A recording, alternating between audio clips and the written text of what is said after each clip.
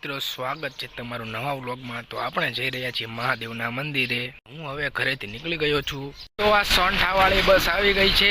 ગામનો ભૂરો છે, સામે દેખાય તે અમારા ગામનું બસ સ્ટેશન છે। આપણે રોડે રોડ જઈ રહ્યા છીએ ને સામે દેખાય તે અમારા ગામનો ચબૂતરો છે ખોડિયારમાંનું મંદિર।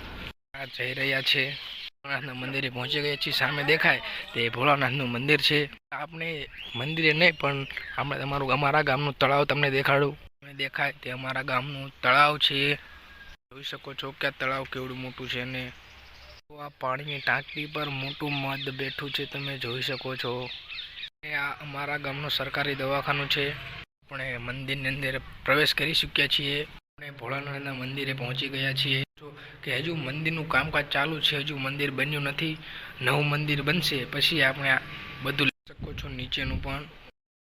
હવે અહીં આપણો વ્લોગ પૂરો થાય છે અને આવા વ્લોગ જોવા માટે અમારી લાઈક અને સબસ્ક્રાઈબ કરો।